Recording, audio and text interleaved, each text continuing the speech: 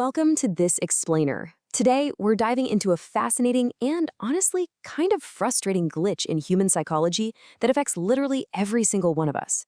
If you've ever felt like your brain is just working against you, actively highlighting the absolute worst parts of your day while totally ignoring the best parts, well, you are definitely not alone. We're going to unpack exactly why this happens and, more importantly, how you can take control of it. Let's start with a really powerful question, because it perfectly reveals how our memory systems are just fundamentally unbalanced. Think about it for a second. Has this ever happened to you?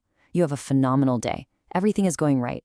But then, someone cuts you off in traffic, or maybe makes an offhand remark, and suddenly, boom, that is the only thing you can think about while you're tossing and turning trying to fall asleep. This right here brilliantly illustrates the paradox we experience every single day. It's almost comical when you lay it all out. On one side, you have this overwhelming mountain of praise or positive experiences, but then it gets completely erased by one tiny, almost insignificant criticism on the other side. I mean, it doesn't seem logical at all, right? The math just doesn't add up. So what on earth is going on under the hood of our minds? Well, to figure that out, let's move to section 1, the negativity bias defined. All right, so experts call this the negativity bias. Simply put, your brain is hardwired to dedicate way more bandwidth, processing power, and emotional weight to the bad stuff compared to the good stuff. When something positive happens, your brain kind of just politely nods and moves on. But when something negative happens, oh man, your brain throws a massive spotlight on it, blasts a warning siren, and records the whole thing in 4K high definition. We see this play out all the time in everyday life. Take the classic performance review at work. Your manager sits you down, right? They give you 9 glowing remarks about your leadership, your dedication, how creative you are. But right at the very end, they mention one minor area for improvement. Maybe they just suggest you speak up a little bit more in meetings. And what happens?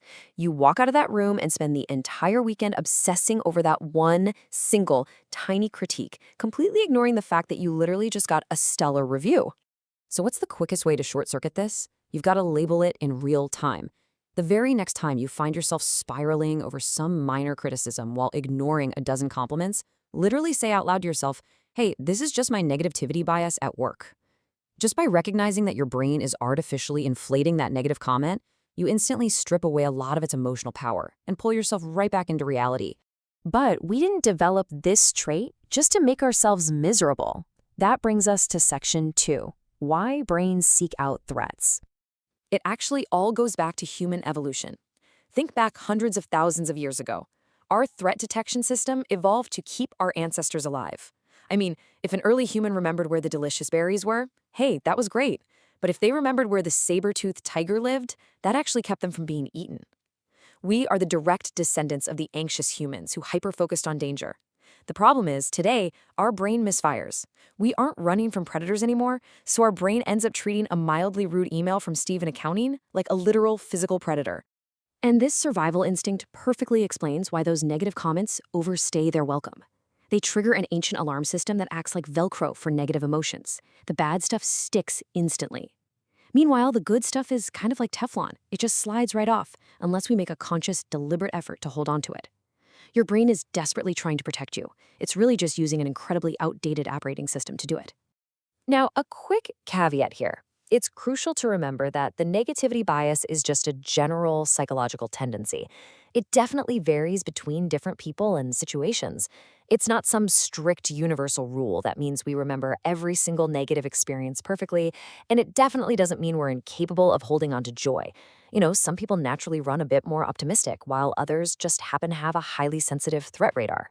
So to fight back against this, you have to forcefully remind yourself of the context.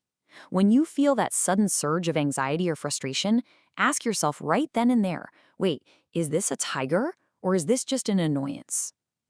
Differentiating a prehistoric survival threat from a modern inconvenience tells your nervous system that an annoying comment from a coworker is absolutely not a life-threatening danger that requires all this mental energy. So how does this internal memory issue alter your actual behavior? Let's dive into section 3, impact on your daily decisions. Because negative thinking looms so massively in our minds, it drastically shapes our behavior, often causing us to become overly cautious. Just look at this. A huge chunk of our decision-making energy, about 50%, goes toward just avoiding risks. Another 40% goes to just maintaining the status quo. That leaves a measly 10% for seeking out new opportunities. Basically, we end up completely paralyzed by the what ifs. Here's a great example. Say you've planned a fantastic weekend getaway with your friends for months. The hotel is booked, the itinerary is totally set, but then, 2 days before you leave, one weather app shows a 20% chance of light rain.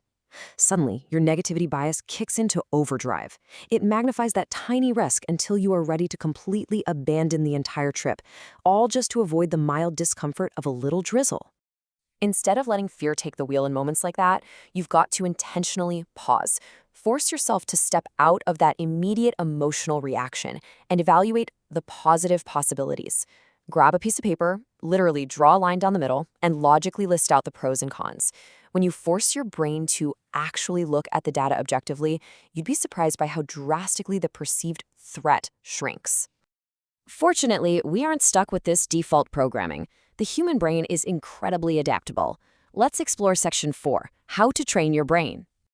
By intentionally following a few steps, you can actually begin to rewire your brain's natural tendencies. First, you have to go out of your way to actively notice the good things happening around you. Second, and honestly, this is the most important part, you have to pause for at least 10 to 15 seconds to truly absorb it. Remember, good stuff is Teflon. You have to hold it in your mind long enough for it to actually turn into a long-term memory. And finally, practice reframing your negative thoughts whenever they pop up. And hey, this doesn't require grand gestures. It can be incredibly simple, like just taking a moment to genuinely enjoy a great cup of coffee in the morning. Instead of mindlessly chugging it while stressing out about all the emails you have to answer, just take 10 seconds. Feel the warmth of the mug, smell the roast, actually taste the flavor. By doing that, you are literally telling your nervous system, hey, we are safe and things are good right now. Your goal, starting today, is to make recognizing the good a deliberate daily habit. You are essentially working out a mental muscle to counteract your brain's automatic negativity filter. Whether that means keeping a quick gratitude journal at night or just sharing the best part of your day with a partner over dinner, consistency is exactly what balances the scale over time. I want to leave you with this final empowering thought. While your brain's ancient knee-jerk reaction to a perceived threat or a negative comment is completely out of your hands, where you choose to focus your attention in the seconds and minutes that follow is entirely up to you. Will you let the negativity bias dictate your day, or will you choose to hold on to the good? Ask yourself, what is the one good thing you're going to force your brain to remember today?